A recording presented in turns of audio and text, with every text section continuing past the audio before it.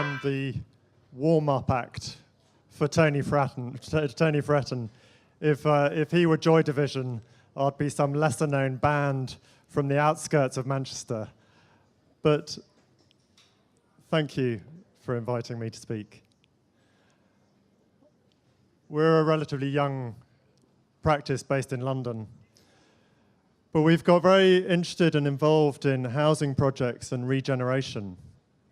And I wanted to talk this evening specifically about two projects that we have on the drawing board. So they're projects in development, but they raise quite a lot of questions about our city, about how we provide for housing need, which has become a crisis in London, and how we regenerate our cities. So I've called my talk Urban Repair and Urban Renewal. There's a lot of pressure to deliver more housing in the UK, and the expectation is that it's delivered at the outsides of the city, at the peripheries, in the suburbs. But actually there's huge opportunity within our city to intensify, to create greater density, and to really repair and refit neighbourhoods within London. These are a few of our recently built schemes. One is in Manchester, referring back to Joy Division, up in the north. And it was part of the government's Millennium Community, up on the top two images. And it's an idea about very simple family housing, drawing on the iconic image of the house. And the other project is an estate renewal scheme, providing low-cost, affordable family housing, so provided by the state for key workers, for people in need who don't have big incomes, but nonetheless want to live in central London. But as well as thinking about cities and master planning, as well as designing housing, as a practice, we're also very involved in the sort of policy and legislation that shapes thinking about housing in London.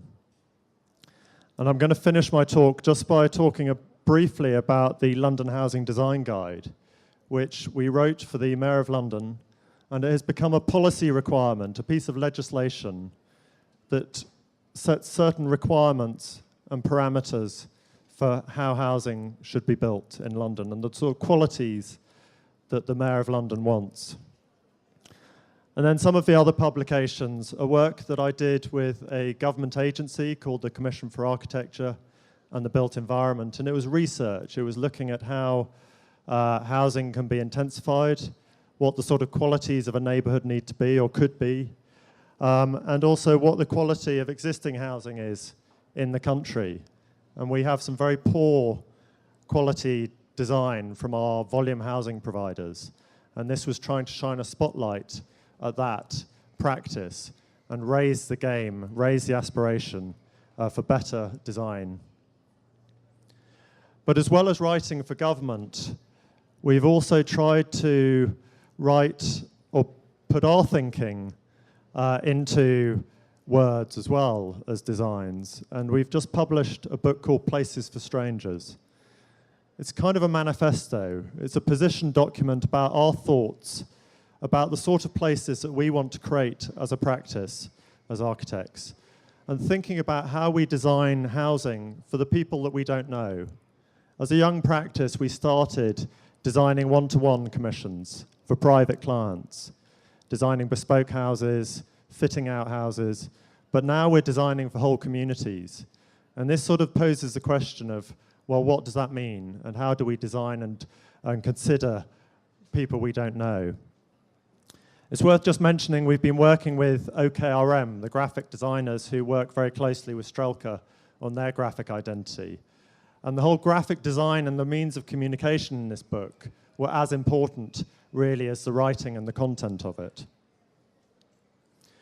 So I want to explore just two themes that are described in this book, urban repair and urban renewal.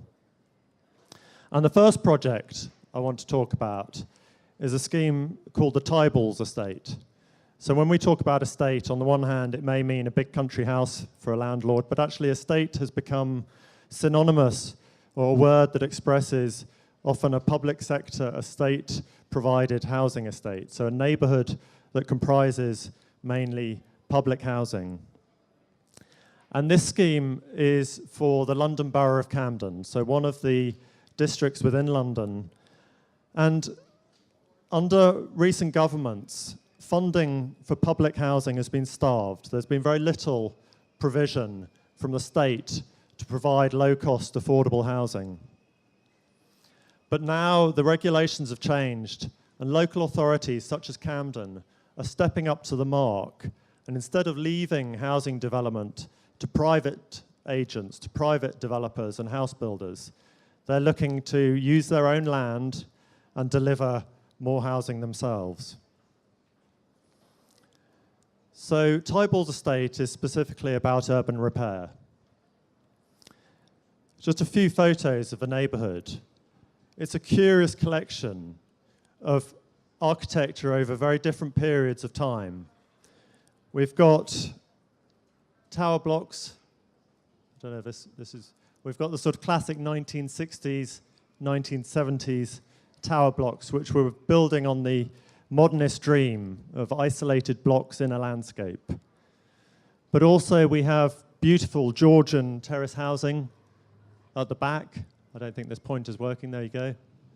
Georgian terrace houses, which is on Great Ormond Street. And then we've got curious little bits of Edwardian and arts and crafts housing in the middle. Another view that just shows the existing context. So a real juxtaposition, a real mix of housing from different ages, which we find interesting and is a place to design and to think. We're very mindful that I don't think any kind of period of architecture has any greater or lesser value than any other. And we're interested in finding that space between different periods of architecture and different types of housing that have been built. In this photo, you see the Georgian terrace house on the right, the archetypal family house in London. So much of London is made up of these sort of terraces of family housing. And then we have on the left the sort of modernist dream, the tower block, high-rise living, putting people in flatted accommodation. And they sit together, cheek by jowl, in one neighborhood. So what was our brief from Camden? Camden have a huge program where they're looking to put public money into bringing together a range of work, really focusing on how the council's property assets, their land holdings, can be used to improve and transform neighbourhoods within the borough. They do have a critical funding gap. There's a very short, after the recession, actually before the recession, there was very little public money to invest in neighbourhoods, in regeneration, in renewal, and in housing. So Camden are looking at using their land to plug a £430 million deficit that will help finance improvements in existing housing, but also build up to 13,000 homes being improved and refurbished, and then just under 3,000 new homes being built in the borough. And the investment is intended to generate a net receipt. So by building new housing, they can generate income to plough back and reinvest in public assets. So the scheme is council-led, as I've mentioned, and their objective, because often there's been a history in England and London specifically, of councils selling off their land to a private developer and getting very little in return other than a financial offer. Whereas with Camden taking the lead on development, it means they can afford to provide more family housing or more housing that's much needed than a private developer would otherwise provide. It also gives them greater control over the quality of the housing they're delivering. And Camden's got an amazing legacy of this, working with architects like Benson Forsyth, Neve Brown at Alexandra Road. Some of the modernist housing schemes that are listed, world-renowned. It was often Camden who were at the forefront of delivering much of that exemplary housing. and they want to build on that legacy. But they also want to take on the private sale risk. So they're going to generate money from selling homes in order to then fund public housing. And that in turn will create a legacy and create a quality neighborhood. And focus very much on the community, the people that we're housing. So this is a neighborhood. It's an extraordinary site right in the center of London. This is one of the most valuable pieces of real estate in central London. But there are extremes in terms of economic standing, social deprivation, rich and poor living side by side. So we've got Holborn Station, we've got Russell Square Station, Great Ormond Street. But then you've got legacies like the Bloomsbury Square here. I think I'm better off pointing to some of these. The British Museum is right here. This is in the center of London. And the red line shows the Tybalt estate and shows the diversity of buildings on that estate. So the brief was to regenerate to what is currently low-quality public space, to improve the neighborhood, to increase the provision of social housing, to introduce different housing types. A lot of development in London has focused of late just on 1 and 2 bedroom, very small accommodation for young professionals, but very little accommodation for families who want to stay living in central town. And it introduces diversity in terms of the housing type, and it promotes the agenda of good quality design. But what's interesting about the site is there are a lot of leftover spaces. There are a lot of very awkward edge conditions. We've got the Georgian terraces, but then right behind it is a blank back garden wall with sort of car parking that isn't used. We've got these sort of spaces between buildings here and here that could be better developed or better occupied. And suddenly, even though this is an inner city site, quite dense, it's amazing how you suddenly find spaces when you look closely. We've been working with a photographer, David Grandorge, really interesting photographer in London, who presents these spaces as really quite beautiful. He kind of presents their sort of laconic qualities, but actually I think reveals at the same time some of their flaws. But I think this photo kind of really reveals that history of time, of the Georgian architecture next to the modernist thinking. But then you get conditions like these, which are just what used to be pram sheds, no longer used, leftover spaces. They're not valued for public space, and they're no good for as storage as they were currently built. Or this, where you get ends of buildings literally cut off, leaving a redundant space next to them. So there's huge potential in these sort of spaces. Another one, where between these two buildings, a car park, an area that's just left over that could be valued, could become housing and provide much needed affordable housing. So the estate currently comprises 390 homes across 9 buildings. And the intention is not to demolish anything.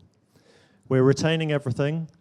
There'll be new housing, and then there'll be investment in improving those existing buildings. But it's also a very sensitive neighborhood. It's right at the edge of a conservation area, the Bloomsbury Conservation Area, which has listed buildings.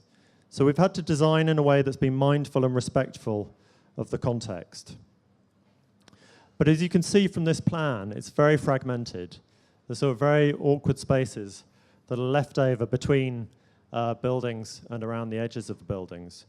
Whereas actually, if you look at the historical context, a map from the 1800s, you can see that it was a very tight, densely packed neighborhood of streets and squares. Much more what you'd expect from traditional London. So this is just highlighting some of the problems that we have in the area. We've got buildings that turn their back onto the public realm. Their entrances are here, but this is public space with just the back of a building. And there's no kind of natural surveillance. There's no sense of security of these spaces.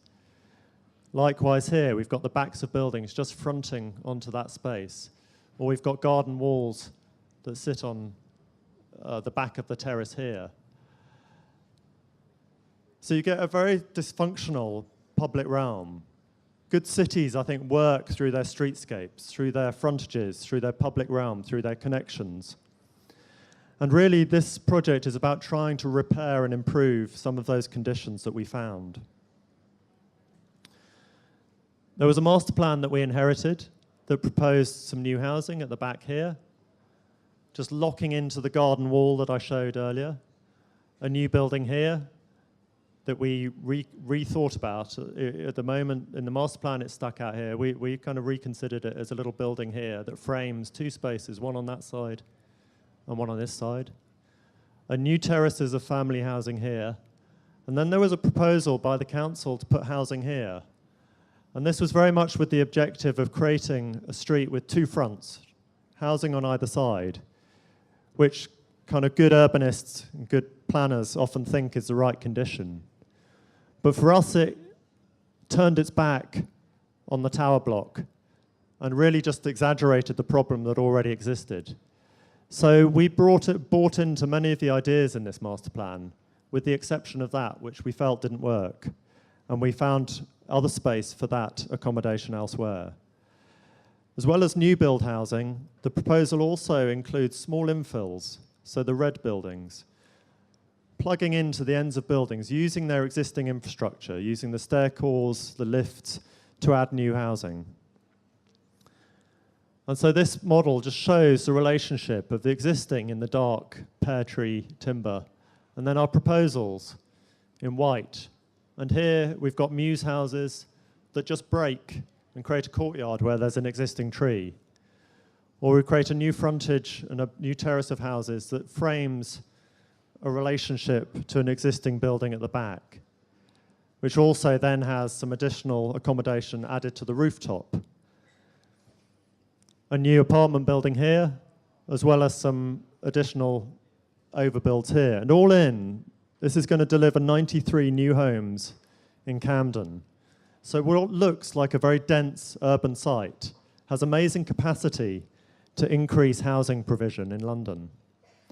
And to compensate for that increase, we are improving landscape, adding new public realm, and investing some value back into the public spaces.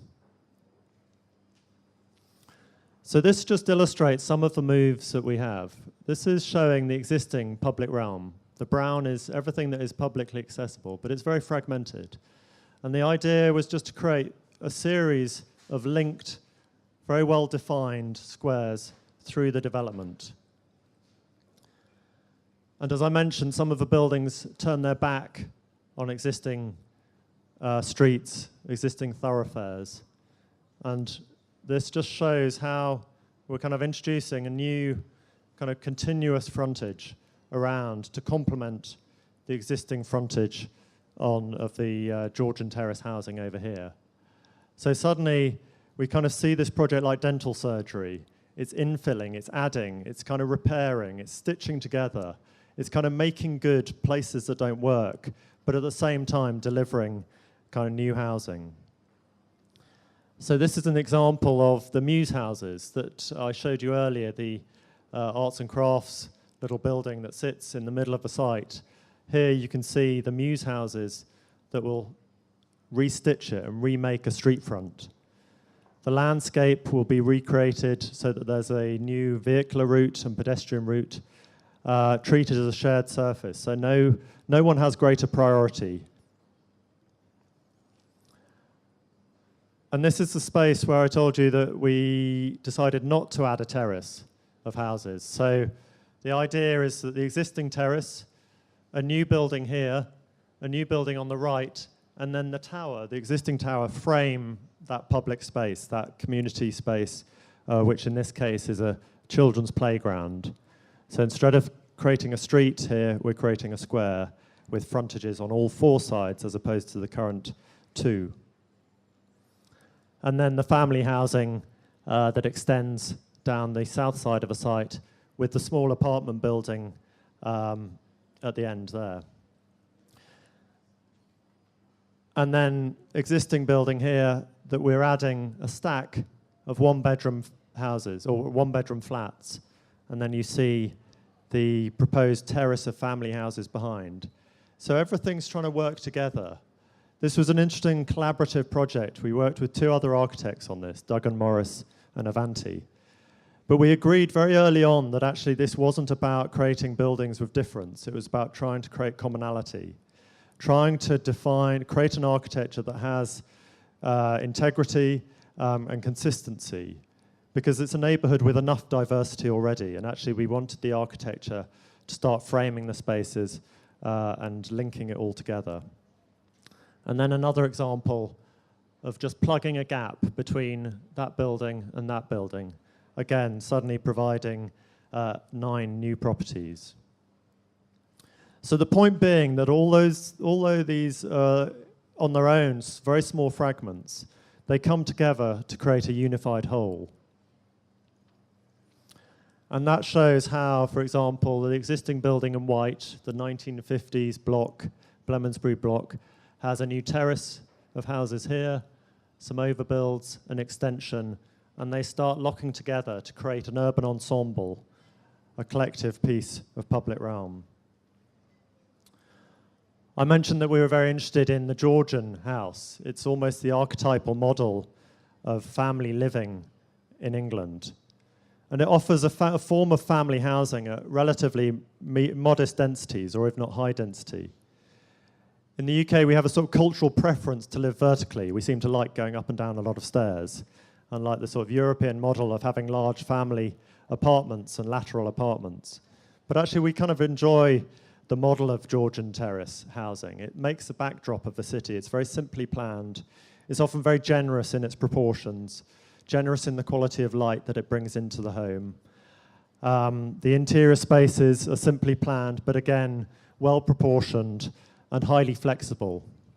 So this is a typical example of a 5-story Georgian terrace with circulation arranged around a staircase and corridors at the time to separate out the servants from the occupants of the home. Thankfully, those social kind of norms are no longer, or social mores rather, are no longer the norm in housing in England. But that was the sort of model that we've then found our own interpretation of in the terrace of housing that I mentioned. And we're just thinking about simple things like how you get within a living room, you get views out into both the private garden but also to the street.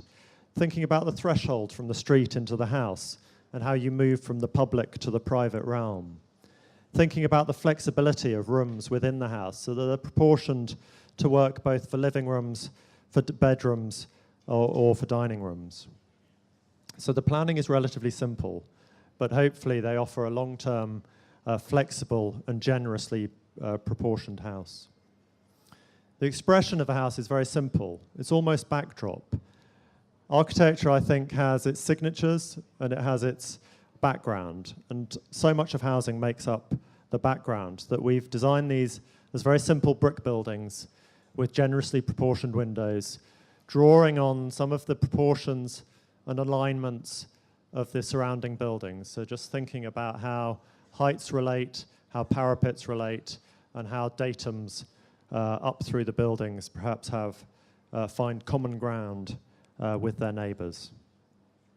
And likewise, materially, it's an extraordinarily rich fabric within this neighbourhood, predominantly brick, but it's brick that's gained a patina over time and aged in a very beautiful way. And so our proposal builds on that and just extends the idea of simple brick and precast concrete materiality. And then that's just showing how the ensemble comes together with the infills there and there.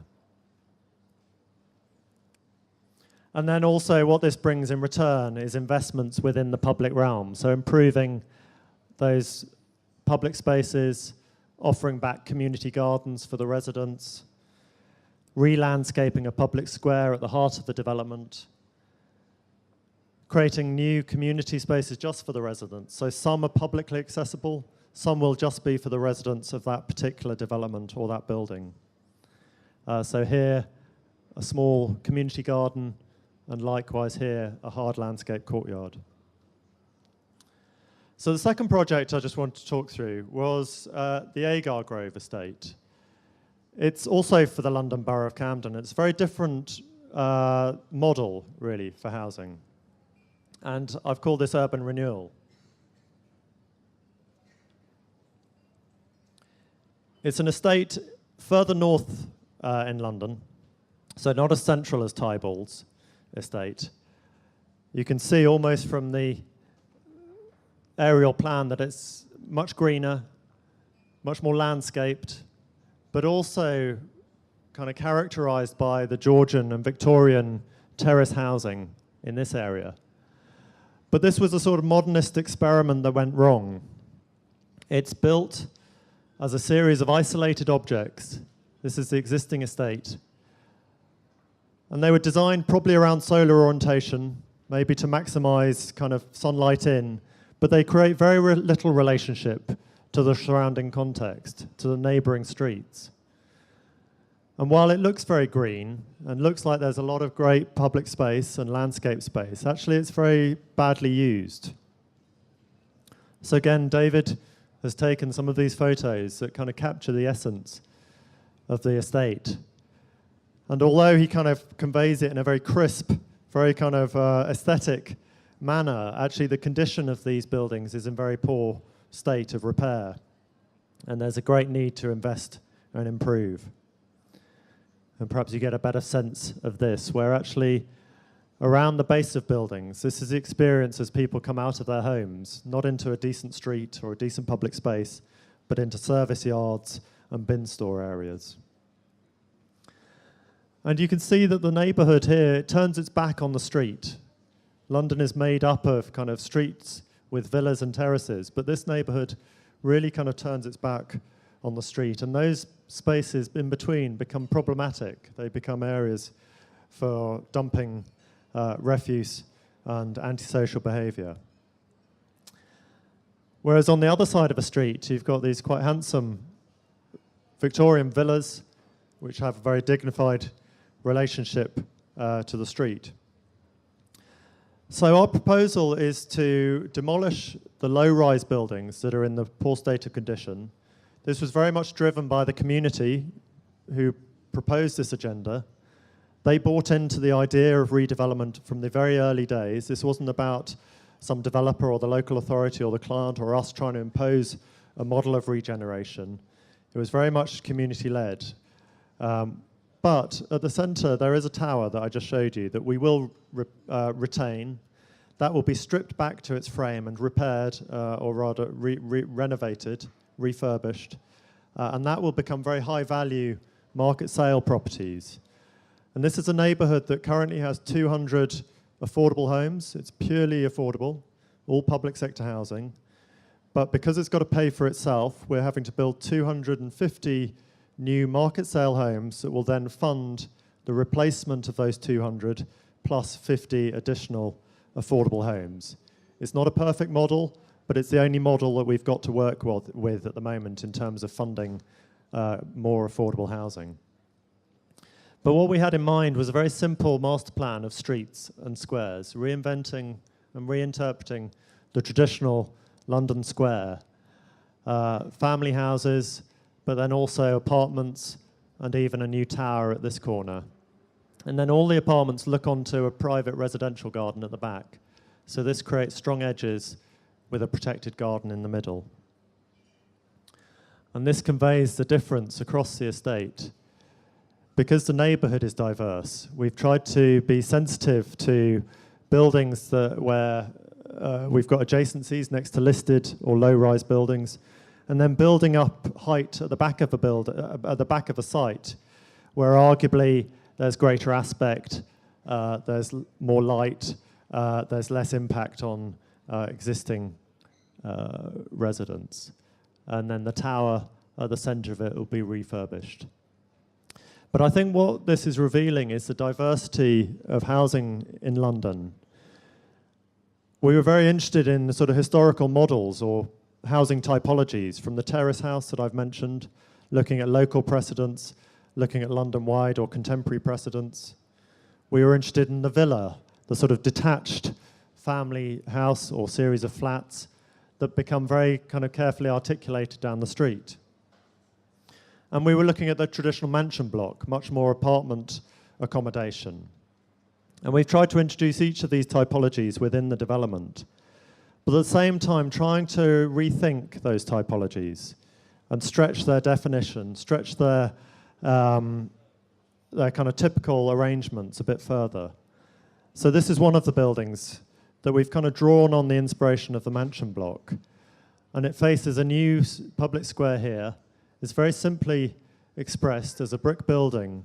But internally, we've been really interested in the split section. So almost kind of thinking about Adolf Loos's Villa Müller and how the sort of spatial variety of the section, how that offers up generosity within the internal plan or the internal space. So instead of simple lateral apartments, we've got these interlocking units that step up or step down. And the advantage is you come in and you maybe get views down to the square or up to the sky. There's a sort of diversity, a spatial diversity that we think would be enriching in terms of the quality of life that the residents will have within these apartments. They're quite simply planned, quite small, but hopefully that arrangement, the split level arrangement, creates interest. And that's an example of how we're sort of separating out kitchen and dining areas from living areas with bedrooms on another level. And another view where we get light in from the top, again, to try and kind of create interest, to create spatial variety and qualities that you wouldn't usually get in so much social housing. And just some computer-generated images of how we hope it'll look, and we're now just taking this to tender on both projects. In fact, we're just selecting a contractor to build it and take it forward. This is going to be built to what we call passive house standard. It's going to be the largest passive house scheme, as we understand it, in Europe, 500 homes, all designed to very high environmental standards. And that's an aspiration that the council have set. They see fuel poverty as a real problem. We have many very poor condition buildings that demand a high level of investment to heat in winter and to service, which makes it very unaffordable for a lot of people living in these neighborhoods. So putting money into things like passive house with its super insulation, its airtightness, its renewable energy is intended to reduce the long-term fuel poverty of its tenants. And if that was just showing the terrace housing, here we start seeing the mansion blocks and a new tower that will accommodate the residents of this building who will be rehoused, and then that tower can be refurbished, as you see here, for private sale. So there's a mutuality, there's a sort of trade-off between kind of private investment in order to fund public good. Not just in housing, not just environmental standards, but also public realm. And then just an example of how the street comes together with those series of houses and villas, and how we've sought to reinterpret some of the conditions that we found in the surrounding site. Just want to finish by reflecting on our role as architects in the wider debate about housing. And at May, we've been really interested in helping government or local government shape the policies and the legislation that inform our thinking. I think it's too easy for architects to kind of leave it to bureaucrats, to leave it to officials, but actually so much of what we do is shaped and defined and regulated by people in government that we felt it important to start engaging in that conversation. So just for the last 5 minutes, I'll just talk about housing and regulation. It's been the subject, or rather it is one of the agenda items on the workshop program that Tony and I have been discussing today.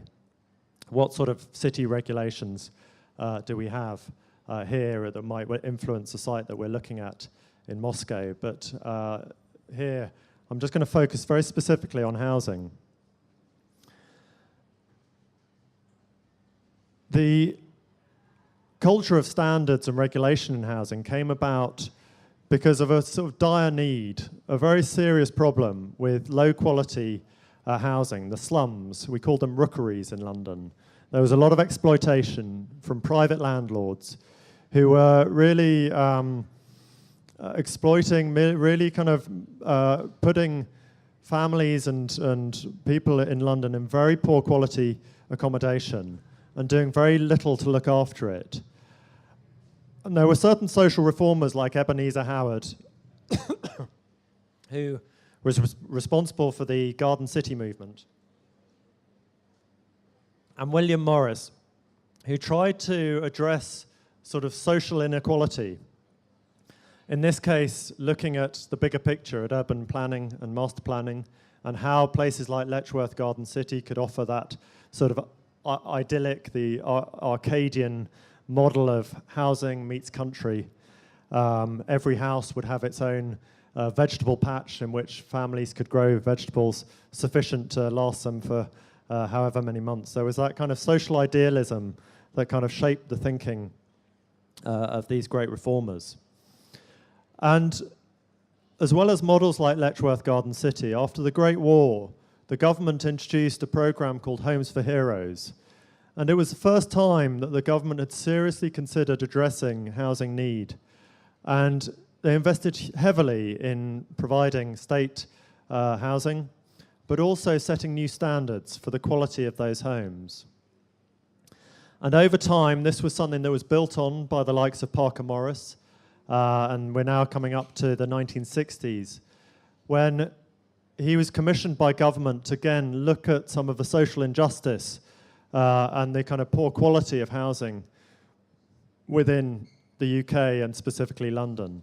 And he came up with a new set of standards in a publication called Homes for Today and Tomorrow that set a new benchmark for the sort of space that people should have in a home and the qualities that they should expect from housing. And our commission for the Mayor of London has really been about trying to kind of bring that back into the conversation and bringing some of the requirements and the policies up to date. And London has always been, as far as UK housing, has always been a bit of a trendsetter. It's always sort of set the benchmark in terms of quality. Ever since the Great Fire of London in 1667, the London Building Act was really the first building control legislation that has now been adopted universally across the UK. And there's conversation within London, or rather within the UK, about how some of the requirements, some of the standards that are set in the London Housing Design Guide can be applied nationally. One of the things that we're finding, or have found rather, is that private developers, because they speculate, all their interest often is in terms of maximizing profit, minimizing quality. And the consequence of that is that often they're finding ways of reducing the space within the home. So the first thing that suffers is people's quality of life and the nature of and quality of their housing. And that's what Parker Morris tried to do. But Parker Morris was abandoned because it was blamed for a lot of the problems that we have with our housing estates. But often the problems that we have with modernist housing estates are not to do with the quality of the homes per se, but the management, the maintenance, and the quality of spaces in between, or the urban planning. So the London Housing Design Guide touches on aspects from the qualities of public realm, shaping good places, neighbourhood design, accessibility, connectivity, and that sort of thing. It talks about diversity. If we want to create a sustainable city, we need to make sure that we're catering for all economic profiles, for people with different levels of affordability, different skills, different cultures, different ethnic mixes, and so on. And London is a city that really welcomes that diversity, and the guide tries to capture the need for that. It also talks about the spirit and character of creating legible housing with clear entrances, clear streetscape, and sense of security. But then importantly, the thing that's probably most been talked about and has had the most impact on housing coming forward is the minimum space standards. And then also the sort of qualities that we try and introduce in terms of quality of daylight into the home, sort of floor-to-ceiling heights, and the generosity. And then there's a chapter on climate change and environmental design. So the last minute is just to sort of pick up very specifically the space standards. And we've been very empirical about this. We've kind of very matter of fact about actually what do people need in their home. Thinking about how space needs to be designed around people's literally day-to-day needs of accommodating furniture, having space to circulate, space for different activities.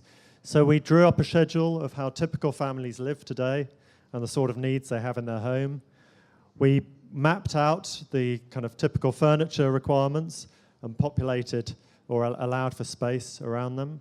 We configured those as a little spatial diagram of how you might arrange those, and that then sets certain measurements and parameters for different room types. And then that comes together into a schedule for different family sizes.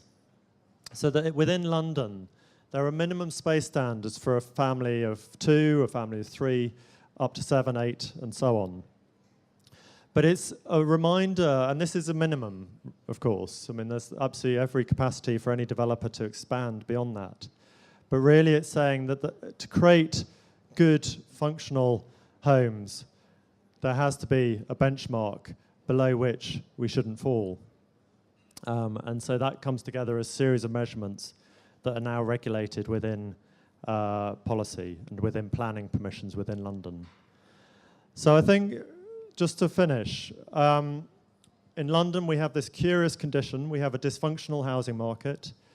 We have a lot of inequality, and there's certainly a lack of space, a comfortable amount of space within many homes within which to dwell.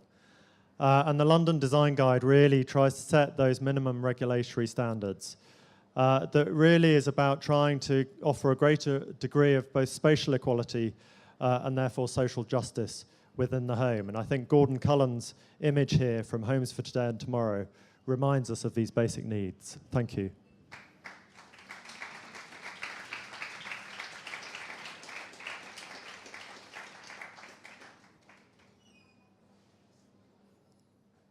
So I think I hand over to Tony now.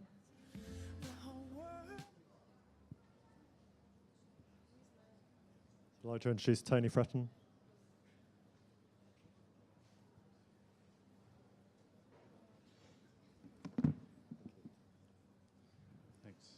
Друзья, если у вас есть какие-то вопросы, вы можете задать их, в принципе, сейчас, или можно подождать, когда Тони Фреттон расскажет свою презентацию, и уже задать всем сразу, и Ивану в том числе.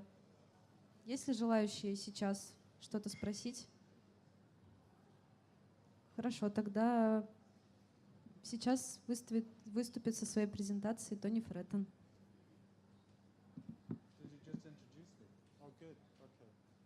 Hello. What with this microphone? No, I'm good. What else have you got to offer? You've got another microphone. Doesn't matter, don't worry. Hi, everybody. Can I have a big round of applause from my translator?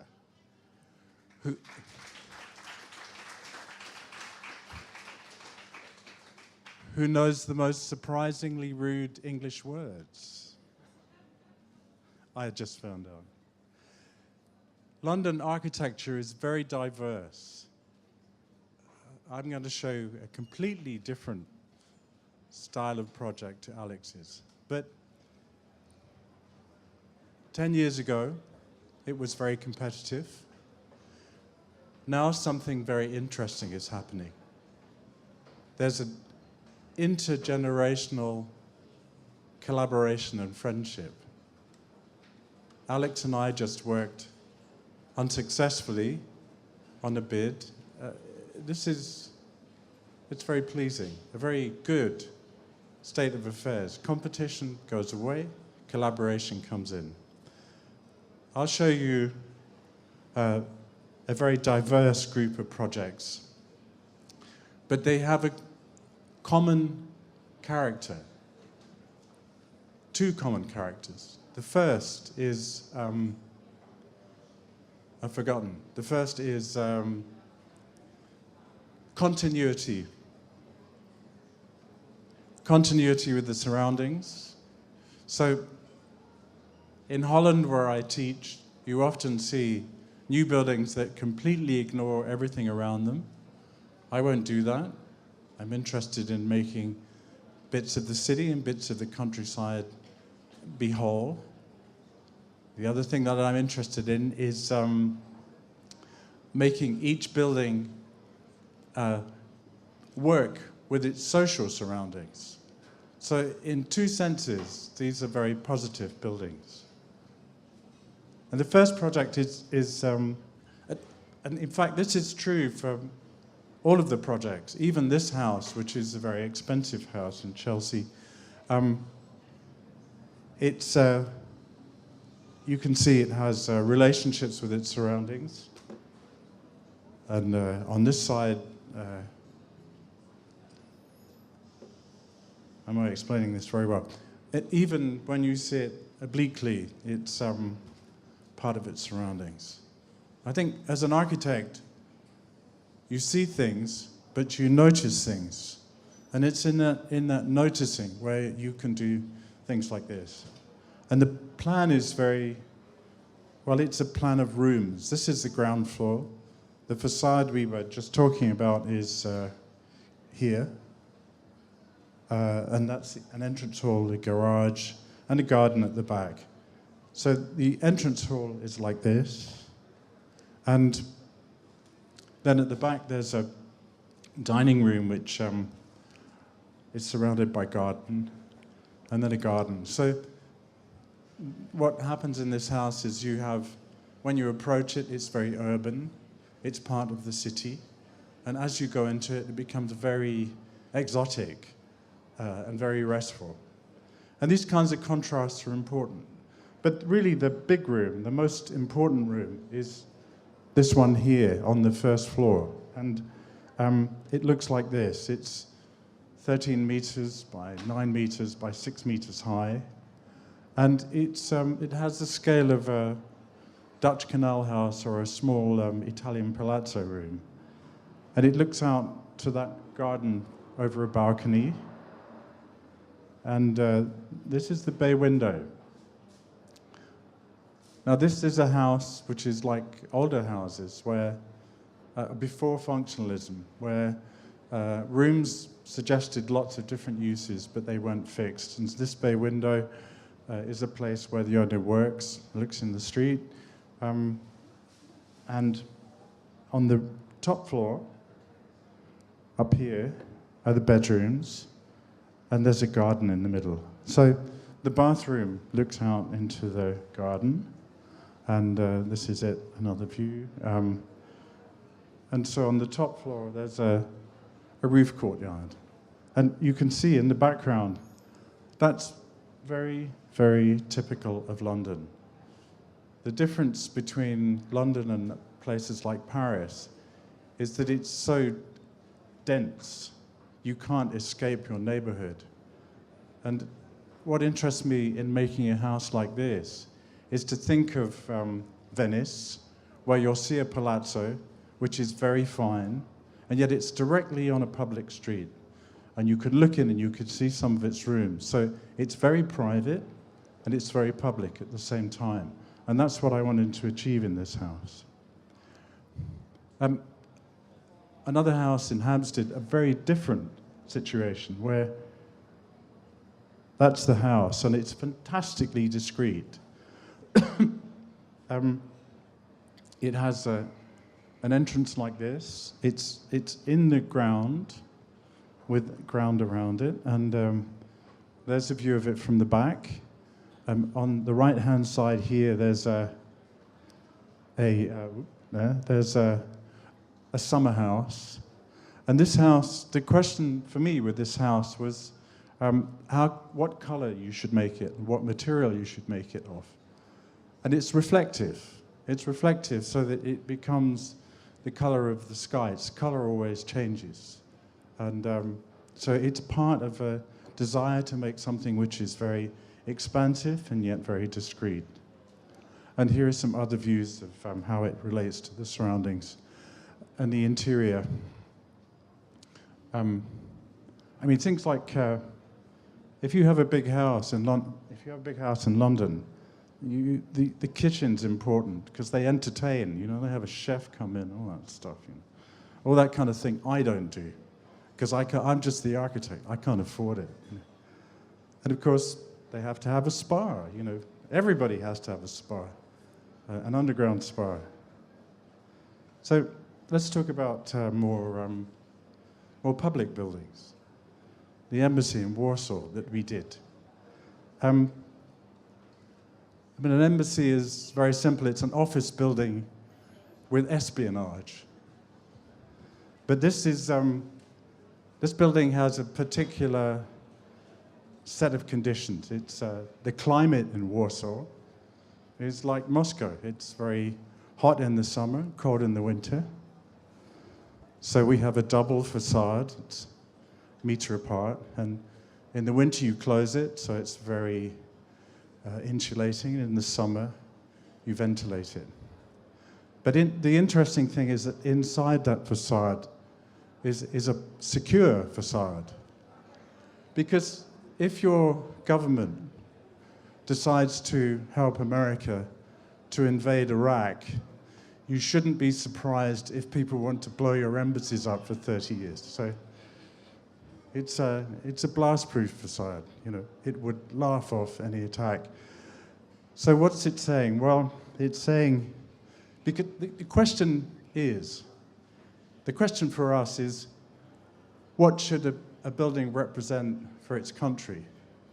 We were extremely surprised to be chosen for this project, since I'm a Republican and not a monarchist, so this was a surprise. And we thought that the Foreign Office would say, the building really needs to say this or that, but they didn't. It was very interesting. Their attitude, the British attitude, is to let designers design things. And so you get an example of talent. But for me, that wasn't really enough. What should it say? Well, I think it should have said, we aimed for it to be very calm, and for the outside to reflect the sky and the trees, and then for the inside to show grit and determination. On each side of this space are two roofs. There's a roof here for all of the embassy people, and then there's another one for the ambassador where he can talk to Saddam Hussein or Kim Il-jong, you know, about the future of everything. I don't have a photograph of that. There are certain things I can't tell you. I didn't tell you there was espionage there. Forget that. Anyway, this is where the workers work. And this facade here, should I stand on this? I wonder if it will carry my weight. We'll find out.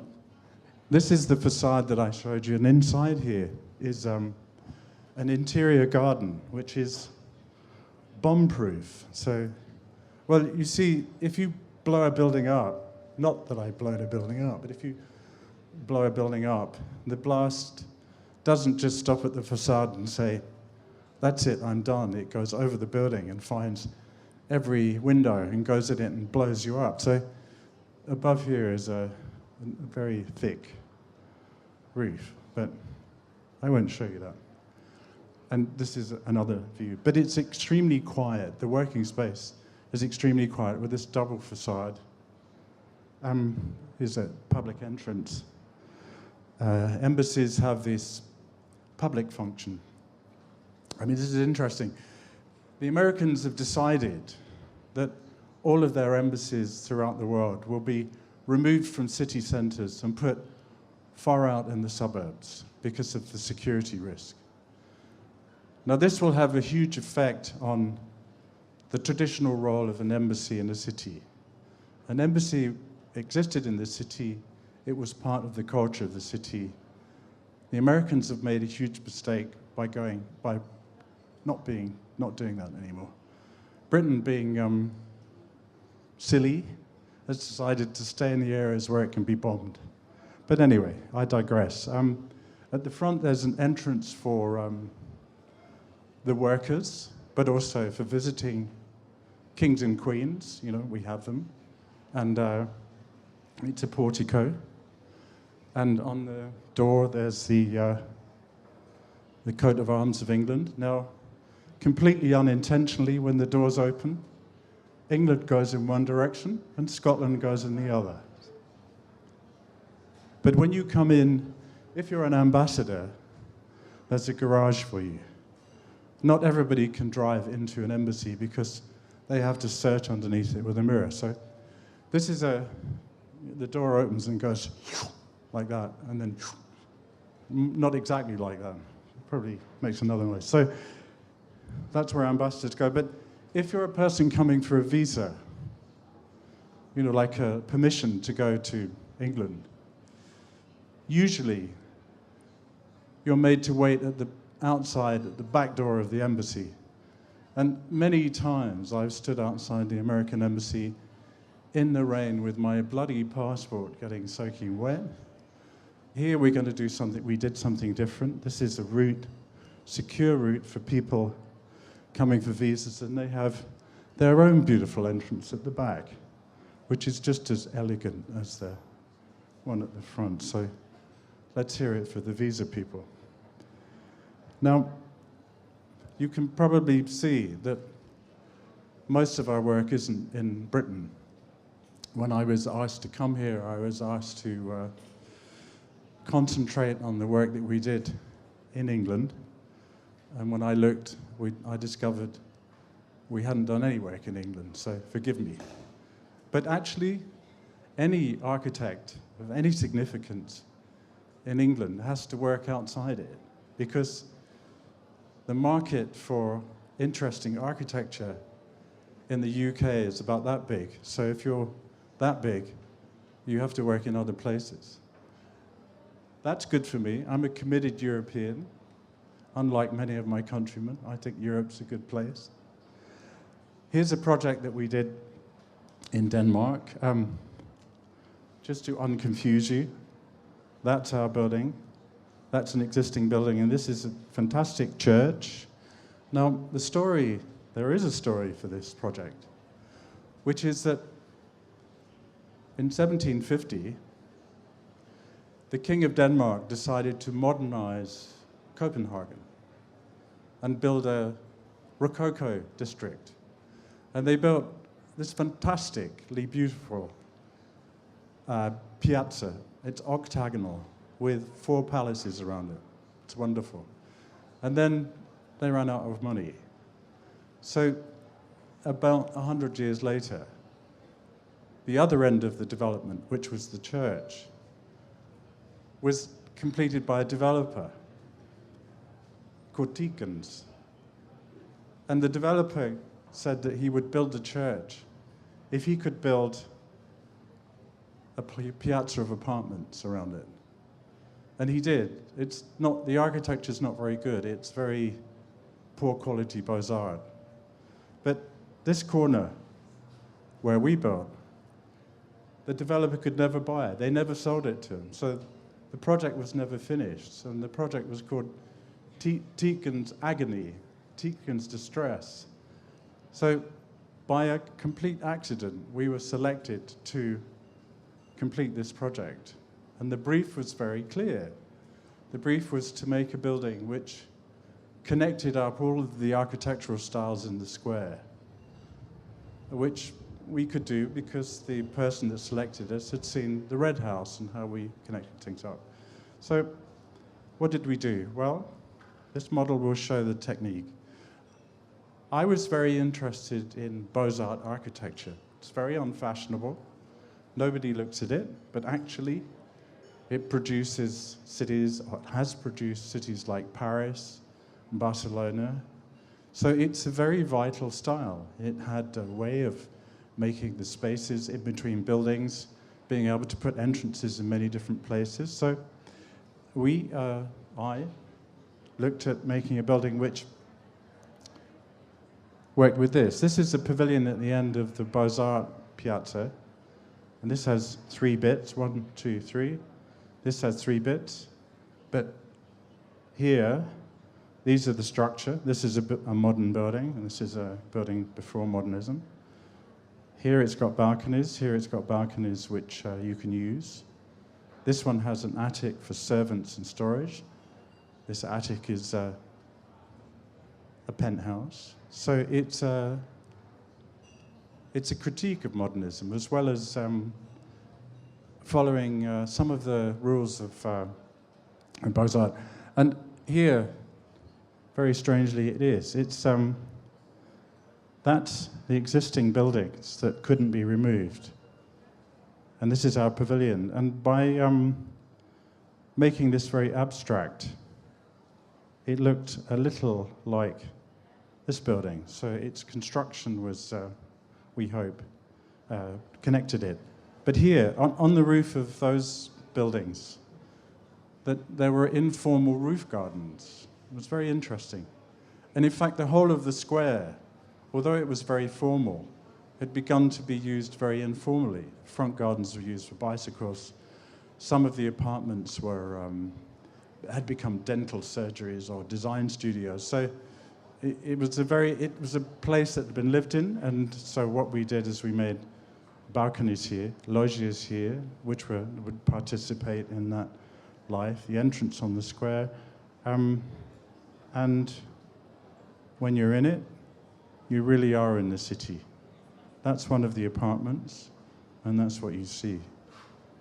So it's not for everybody, but it's absolutely full of people who like it very much, but only those kinds of people that really like to live in the city. Now, as a result of that project, we got another project in Denmark, 2.5 hours south of Copenhagen. It's this building here, and it's an art museum.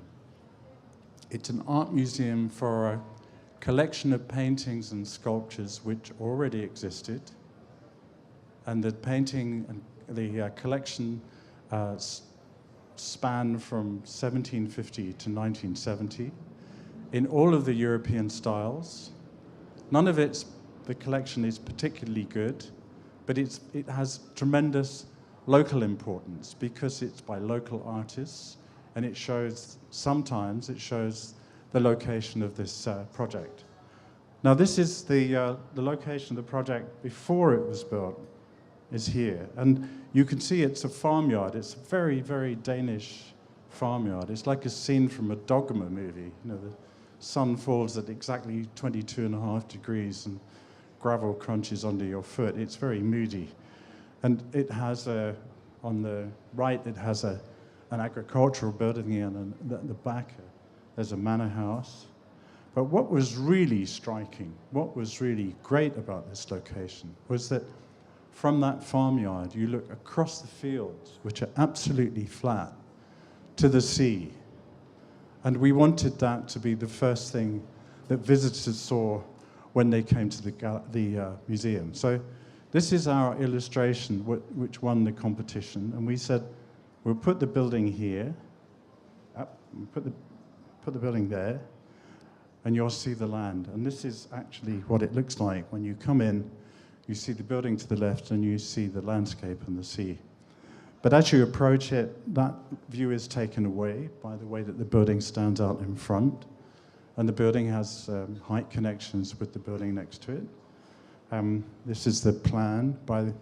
That view was just there. You come in here, and all of the galleries are on that side, and this is a cafe and a workshop and a lecture theatre.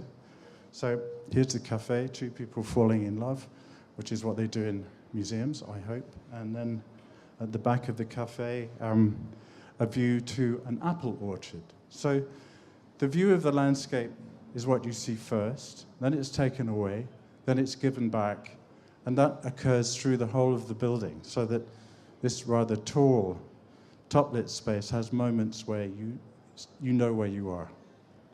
And the galleries are arranged like this, with a long central galleries either side, and a view of the landscape at the end.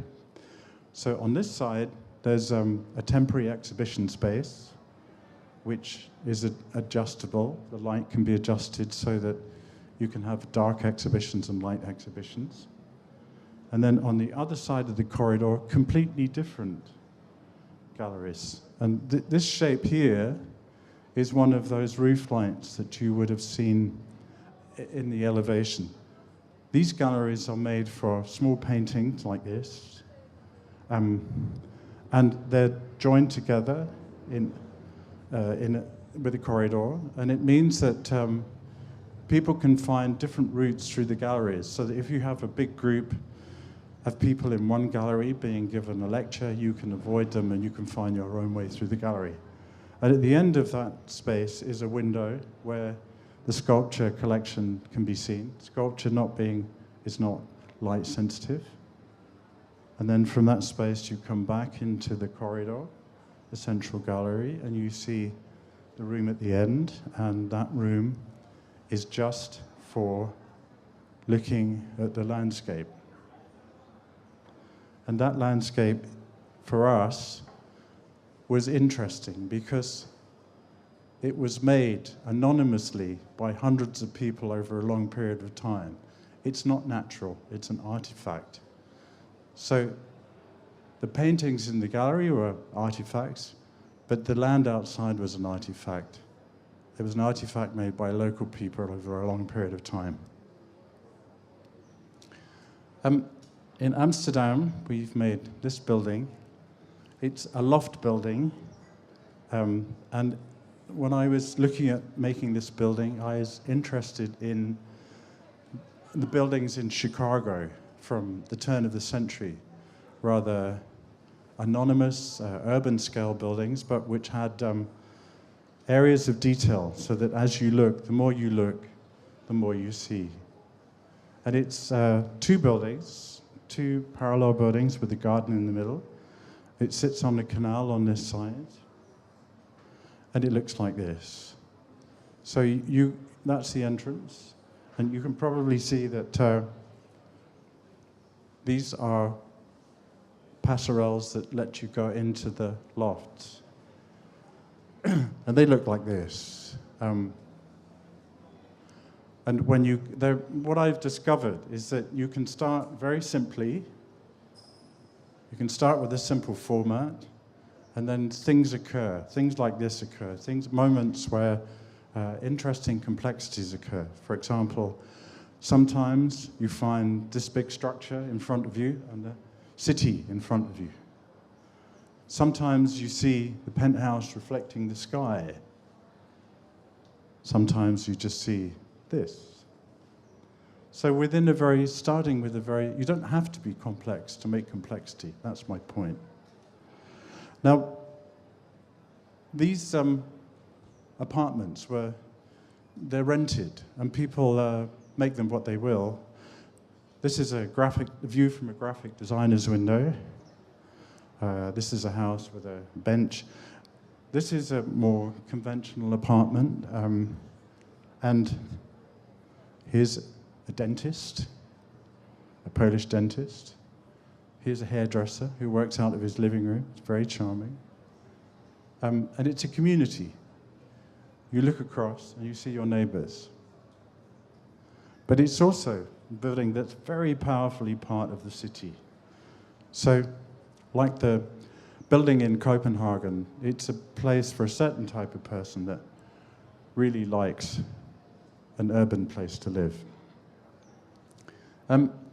In Belgium, we're just about to we're building a small town hall, which is here. It's on a river, and here's the local church.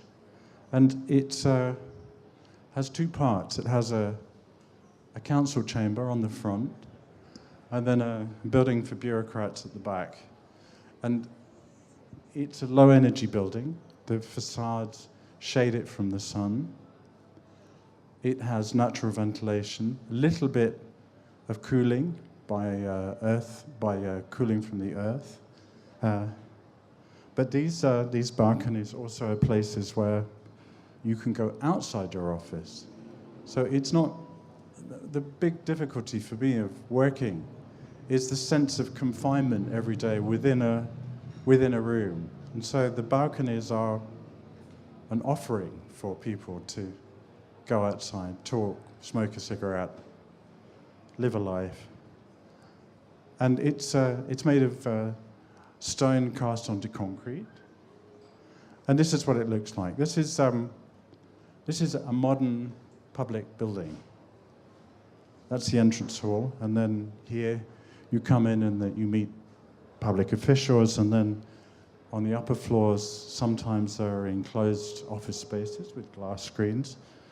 Sometimes it's completely open. But the most interesting parts are the cafe, where they see themselves in the city. And perhaps the most interesting part is the council chamber, where the politicians, and they want this, the politicians are on view to the citizens, and the politicians can see the city that they're influencing. So this is a symbol of open democracy.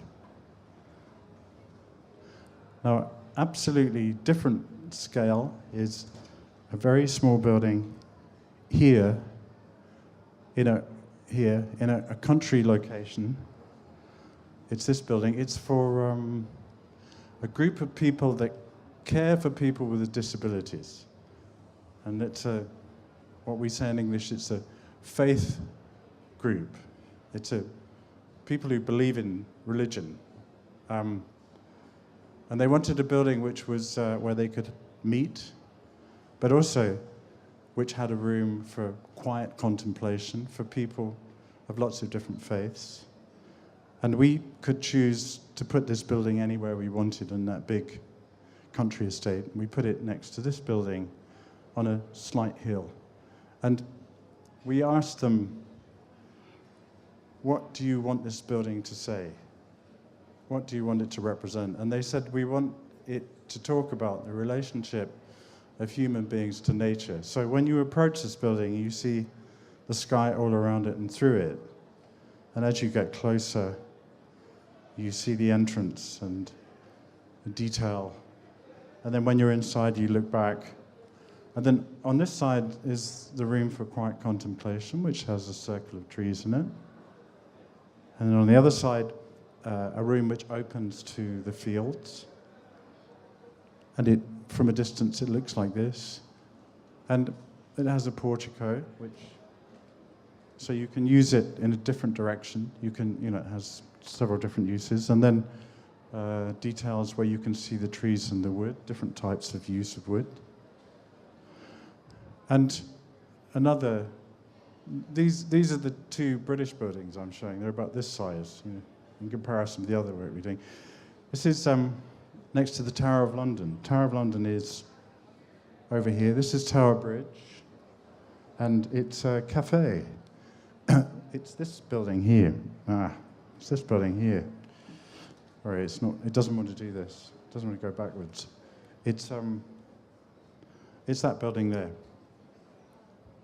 And the question really was, what should it be like? Well, Tower Wharf is for tourists, but it has a big business community. So this was a restaurant not just for tourists, it was for lots of people, but it needed to be very visible because its location was quite far away from when you come into the Tower of London. So it's quite plastic. It has 3 parts to it, very visible. When you look at it, it has relationships with its surroundings that are very sculptural. And the big question for me was, what style should it be in? Now, around the tower, there are 2 types of building. There's the entrance building to the Tower of London, which is in the high-tech style, which says, I'm not part of the Tower of London, I'm part of the office development on the other side of the road. The second approach is a series of small pavilions for serving food, which say, we're just an innocent hut, you can't see us, we're invisible. So I wanted to make a building that composed directly with the Tower of London. So how did I do it? Well, this is one of those towers upside down. So it has visual connections, which are unexpected.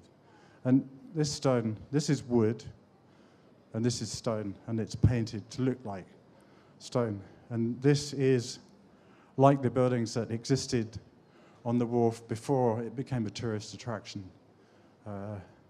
So it's full of invented history, you could say. And of course, it's completely romantic. You know, you sit there and you see the Tower Bridge, which you can't do. Normally, you walk underneath it or on it, but here's an opportunity to sit next to it and eat dinner. And on the other side, you can see the tower, and you can see that there's this relationship here. And this is London with Piano's Shard, which is slightly smaller than our building from this perspective, and not made of wood. And then the terrace has these visual relationships with the ironwork of the bridge. Not intentionally, but they do. So it's a place you can sit and eat and enjoy London. Now, this is the last project. And it's not in England, it's in Belgium, which is not part of England, as you probably know. And it's in Antwerp. Antwerp looks like this. Antwerp's a real soup of stuff. This building here it's called the Museum aan de Stroom. It means something in Dutch. It's by my colleague, Michiel Riedijk, who was a fellow professor of mine at TU Delft. And it's a museum. It's not my favorite building, but hey. And we're not building near there. We're building here. We're building in this location. But you can see the Museum aan de Stroom in the background. Now, this is a planned development of housing in Antwerp, which will have, will have 6 towers. But I want to look at these 2 towers first. They're by the Swiss architect, Rohe Diener, who's very great. What interests me is how it looks like this. Although it's intended to be a big urban sculpture, because he's a very good architect, he's seen Antwerp. He knows its character and scale and its color. So I think that's very interesting. And as I said, architects see things and they notice things. So what's it going to be like? Well, these are Roger's schemes. These are 2 buildings by my friend David Chipperfield. And these are 2 buildings by us. Now, there's a story, which is that the developer, the original developer, who was a very sophisticated Antwerp developer called Alain Aymar, originally wanted very high expensive buildings. But he ran out of money in the middle. And so at this point here, he had to sell the development to a much more ruthless developer. And then that meant that David had to take all of his balconies off and build to a lower budget. And we got an even lower budget. And we said to the developer, we'd like to build in concrete too, just like David. And they said, you can't. And we said, so what should we build in? And they said, brick. And we said, are you crazy? 16 floors high? And they said, yeah, we do it the whole time. We just send some bricklayers up there. So the story gets longer, but I'll shorten it. So what's it like? Well, here we are in the most prominent position with the lowest budget, you know. So I wanted, you know, there are rhythms here. There's horizontal and vertical, and I wanted horizontal and vertical. I mean, towers are really strange things, you know. It's very limited what you can do with them, unless you're Mies van der Rohe or a genius. So these are very simple. I mean, they're real one-liners. And this one has a crown, you know, so that when you see it from the water, it's special. And it's they look like this. And how do we do it? Well, on this one, it's the same, but both buildings are the same. But the brickwork just does different things. So here, they stick out on the vertical, and this is so that people don't climb up the building, you know. So, but it looks a bit like Star Trek, you know. It's sort of peering out of the earth. And then on the other building, it looks like this, and it's being built. And these are the real estate agents' drawings of our building, which is always interesting. This is available for only 360,000 euros, 99-year lease, apply now. And this is what it will be like. It really will be like this. And this is what it will be like. It's romantic. The end. Thank you.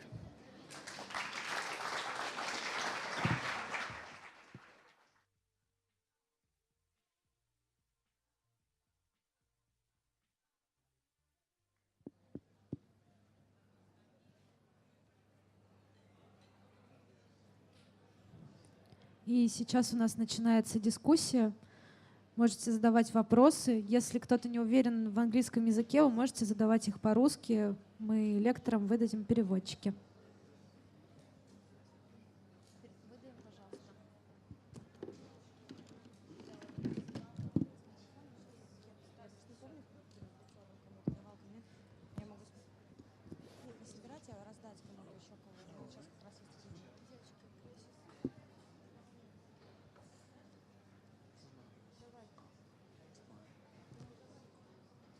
Okay, I will begin thanking, first of all, Alex, Ellie, and Tony Chapman for their presentations and for allowing us to see a little bit about their works, their current works, together with this British humor, or some irony, I would say as well.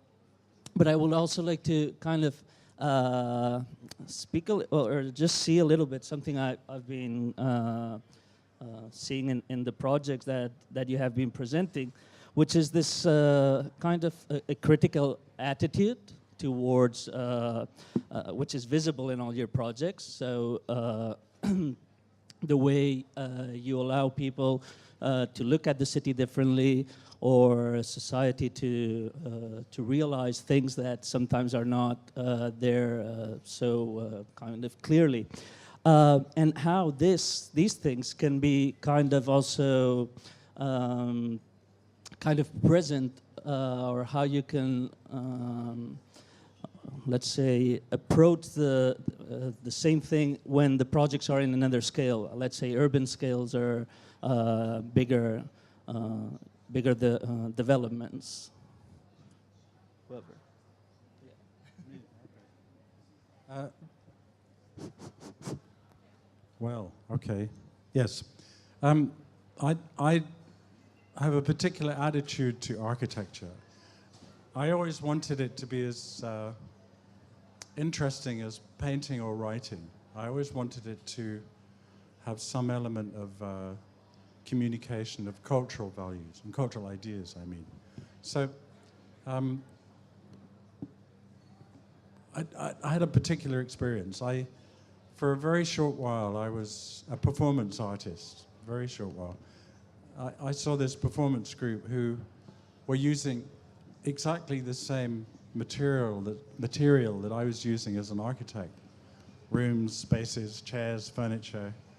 But because they were coming at this material through conceptual art, they saw social values in it. In fact, they saw the things that I was using as an architect, they saw them as cultural artifacts.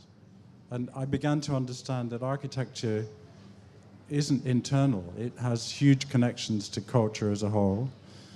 And when I understood that, I could make architecture that was more vocal. To continue a little bit, for example, with this critical attitude that in your projects, in the projects that you were showing, for example, cars continued kind of being part of the plots of the programs. They were on the streets, but of course cars are part of the society. They are needed to go to other areas around London and so on. How did you, for example, solve these issues, or how do you solve infrastructural attitudes towards the specific, like, tiny bits that you were resolving within the whole areas? Well, I suppose I suppose we're interested in that crossover between architecture and urban design. So the sort of thresholds that you move from designing a particular building, where you're perhaps responding to a context, to actually creating that context or creating spaces between buildings. And I think the difference between architecture and in urban design is really the space between. So I think we're finding that in city centres, there's a desire to reduce car use. So the main development I showed, the residents will not be given a parking permit. It's very convenient in terms of public transport. It's near the underground. It's got good bus connections. But there's a real desire to reduce the environmental impact of the car in London. And so local authorities are looking at sort of reducing car dependency and developments that are well located, where there's good transport infrastructure. They're promoting a policy of car-free. So although we are investigating ideas about streets and almost the traditional pattern of urban development, and streets are kind of infrastructure for cars, we kind of see them as shared spaces for cars, for pedestrians. They're a sort of neutral space where there's no hierarchy. And I think too much of our infrastructure kind of creates that division, that segregation between kind of car movement, pedestrian movement, cycle movement. So we're kind of much more interested in streets as a piece of landscape that can perhaps kind of draw a context between new buildings around them. Let's see if there are kind of opinions or questions from people from Moscow or maybe residents regarding what we have just seen in these two presentations. Are there any kind of attitudes, questions, or some people wanted to know something, or?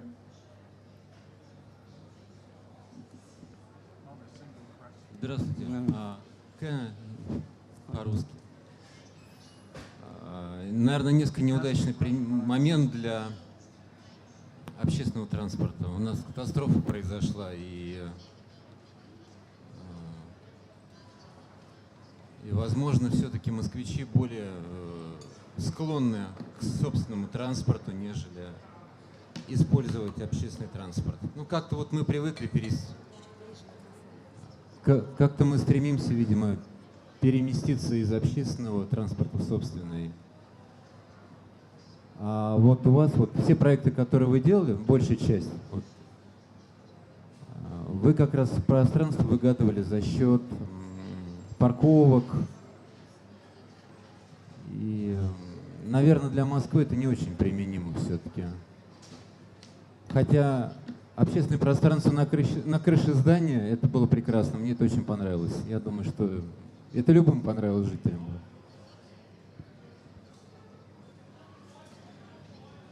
I think that's an interesting observation and comment.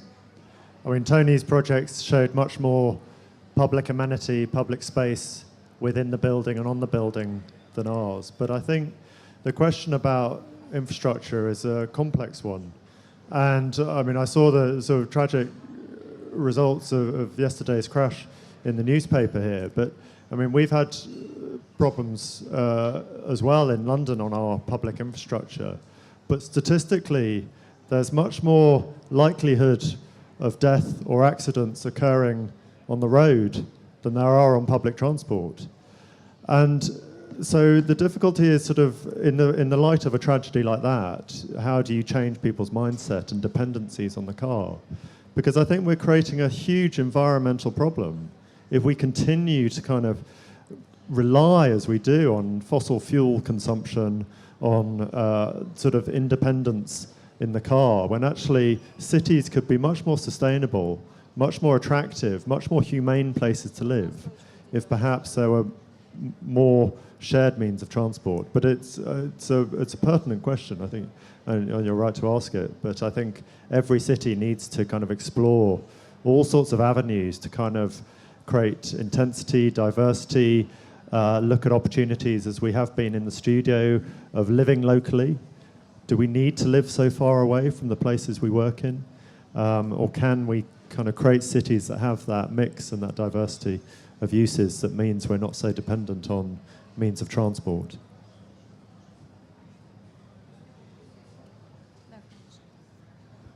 У меня вопрос к Алексу Или. Расскажите, пожалуйста, кратко про нормы градостроительного проектирования в Лондоне. Ограничиваете ли вы по высоте и существует ли у вас такое понятие, как ландшафтно-визуальный анализ?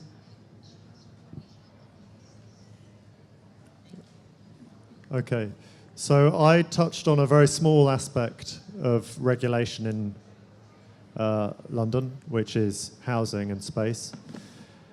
I think to the credit of the government, there's been a sort of cycle of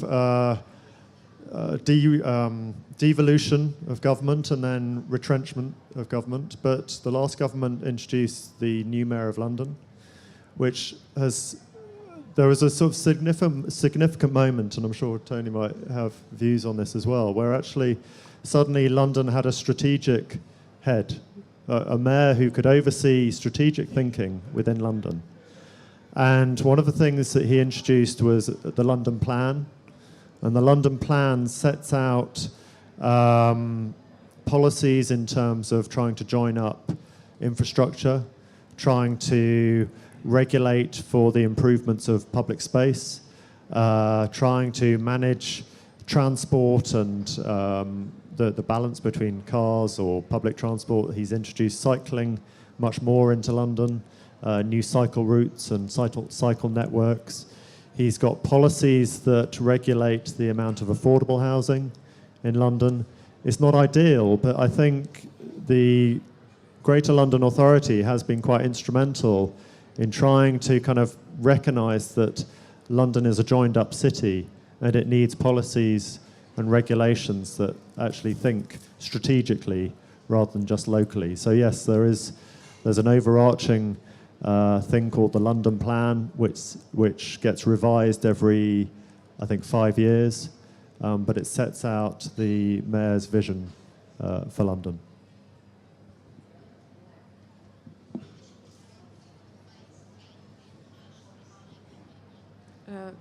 I'm interested mostly in private housing, and I have a question in what is the mechanism of getting an agreement of the facade, for example, of the red house that you have shown us? What's the algorithm in getting the permission to build the facade you want in the place you want it? 14 years ago when we made the Red House, it was difficult. And now it's almost impossible. And we've got a crazy situation in London where planning officers don't even follow their own policies. So it's anarchy. And if you go to make an application for a building permit, you have to have a specialist and a lawyer, and so it's really counterproductive. In Antwerp or in Holland, there's a clear set of rules for the development. Must be this height, must be positioned here, must be this kind of color, and you follow it, and then you present it to a board of architects who are very good architects, as good as you are, and they say, yeah, this is interesting, and then you make an application for a permit, and you've got it, and then you build. So it's we've got a long way to go in London before we ever would have clear regulations. But it is being improved, but it's got very difficult, and I don't know why. I really don't know why. So I think it's interesting that it's planning policy has got sort of distracted by style. yeah. And planning should be about thinking strategically. It should be about planning proactively how our neighbourhoods change and grow.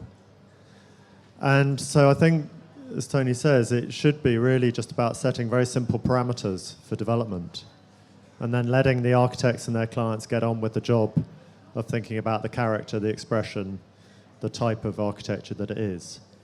Whereas in the UK, so we have a system whereby you'll develop a proposal, you'll take it to the local authority, they will then react, and either they'll have a policy that says you can't build that high, or we don't have a policy, so therefore we want to judge whether it's any good or not. And often it's the weakness of local government not having good policies in place that leads them down the line of debating the sort of aesthetics and whether they think something is of any merit or good quality or bad quality, rather than thinking about the principle of whether it should exist at all. So you then get approval. If you don't get approval, you can go to appeal, which then goes to central government. If you win planning permission, you then get to build it, but you still have to go back to local government to get what's called building control approval. So that's them regulating things like structure, servicing, fire access, or egress rather, drainage. So there's a sort of constant, it's not like in some countries where you just get a license. You get an outline approval and then you get permission to build. We have a number of sort of thresholds that we have to cross in order to kind of finally realize a project, which is probably why so many architects get put off and find work abroad. But big cities like New York and London almost don't work because they're so big and complex. They're always just on the edge of not working, you know. And that's how they are. You know, New York went bankrupt in the 70s because it couldn't manage itself. It's not like Antwerp, which is quite small, and everybody knows each other. In London, it's just jammed with things, conflicting interests. We were asked to bid for a project in New York, and the developer said, you will have to come over for every neighborhood meeting. And the neighborhood meetings are full of lawyers and local people who are really hard work. So all big cities are like that. They're complicated and you struggle to do things in them, but that's what they're like.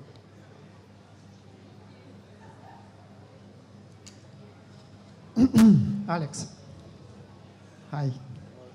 Let me try in English. I'm really excited about your works with city, streetscape, environment, etc. And could you explain, please, about, this is my question, about your city design guide? Because all of us have a special manual. In Russia, very popular Neufert, you know, about elementary spaces like living room, bedroom, furniture, and we already have this manual. Why did you design these spaces? So if I get the question right, you might have to repeat it, but it's why did we develop the design guide around yes, the way living people room, live? bedroom, furniture, etc. Yeah, okay. So there was an aspiration for the mayor to set minimum space standards because there's a lot of evidence that housing in London is not meeting people's needs. It's too small. There's a lot of evidence that can have a huge knock-on effect in terms of people's health, their well-being. There are organisations like Shelter who do research into the problems of overcrowded properties and how that impacts on social welfare, on family structures, on health, on children's ability to study and educate themselves. So there's a recognised problem with housing not being good enough.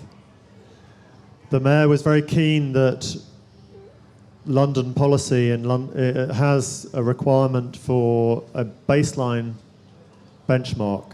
So the question for us was then, well, how do you arrive at a set of space standards? What is the means of coming up with a number for 2 people living in a home or 5 people living in a home? we decided that the only way was really to kind of look at the number of anticipated occupants within a home.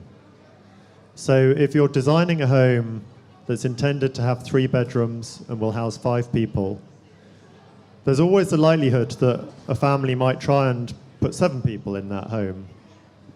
Or a landlord will rent it out for a house that's designed for 3 people, or a flat might rent it out to 4. We can't regulate that.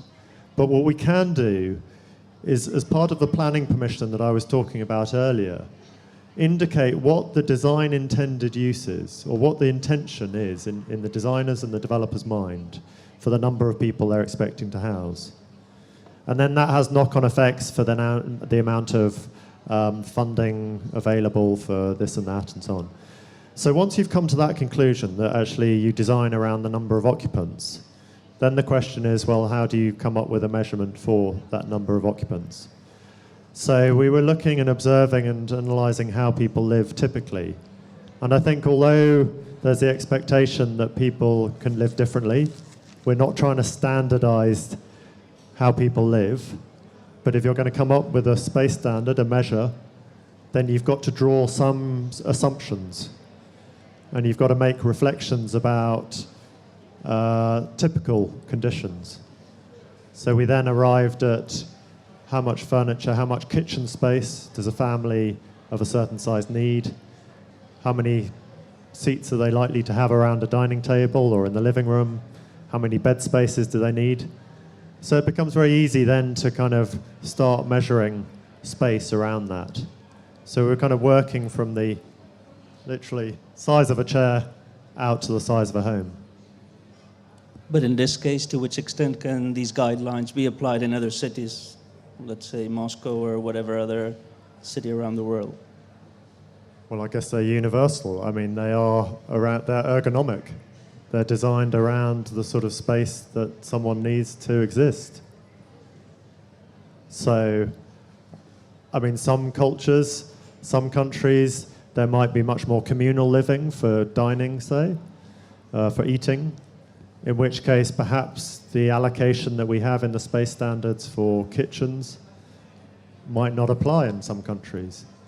But I think we all need a basic amount of space to dwell, to sleep, to live. So I think the sort of principles could certainly apply in other countries, but I would hope that there would be cultural nuances or cultural considerations applied elsewhere if the kind of general principle were taken on.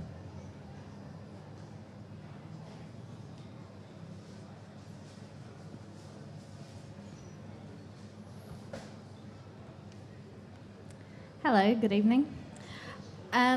You're here in Moscow, and my question is your comments. Perhaps, maybe if there's one thing that you'd choose that young designers and architects who are here, who are active in the society, in your opinion, if there was one thing that we could work towards changing or developing in a certain direction, what would that be? Well, you could positively encourage young designers. And for example, in Belgium, they have an open call competition where you will find yourself as a mature designer in competition with a younger designer who will often win. And things like that really matter. I mean, the main thing for a young architect is to build, and to build early in their career, not to have to wait. So a competition system aimed at younger architects is very valuable. I share two thoughts, and one is building on Tony's last point. There are quite a few interesting young architects in London who are really sort of striking out and finding their own work. So they're not waiting for a client. They're going out and finding spaces that could be taken over, trying to negotiate and bring together parties, whether that's local government, civic institutes and societies, developers, to actually make projects happen. There was an organisation called Assemble who converted an old power station into a cinema, pop-up cinema. There's another one who's kind of taken over a redundant car park and put a cafe on the roof. I think the point being, you don't need to wait for things to happen to make things happen. So if there's not the client base, go out and find the opportunity. The other thing, I think, just thinking strategically, I would perhaps kind of encourage any architect in Moscow to kind of, while thinking globally, and I think actually Tony's kind of expressed it much better in his work than we have, but thinking locally. So you kind of, or act locally rather. You kind of think globally and strategically, but actually the observations you make, the architecture that you express is relevant to its context. And I think every city across the world is suffering from a certain kind of anonymity in new development, a certain mono sort of, not monoculture, but a sort of consistency, a sort of internationalism in its architecture. And I think it's quite interesting that Tony works globally, but actually his work is always very much of its context. We, as a practice, have only worked in London or England, but again, I think our interest is very much kind of its place. And so I think anyone either looking to work abroad or at home needs to kind of absorb and think about the heritage, the history, the culture, the kind of condition that you're working in, not trying to necessarily just import international thinking. Probably if you ask somebody who's not from Moscow or from London, which are some similarities between two cities such as these two, the importance or the strength of commercial architecture will be something that can be understood pretty well by people, society, people living in those cities.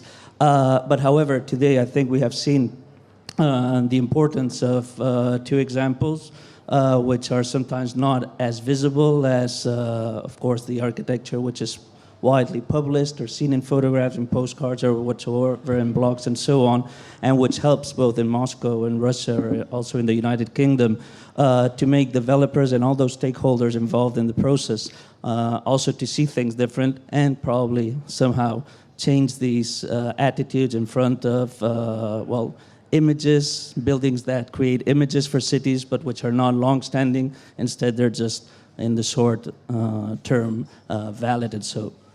So I would like to thank everybody who has been here today, and also Tony Fretton and Alex Ali for participating, and Strelka, of course. Thank you very much.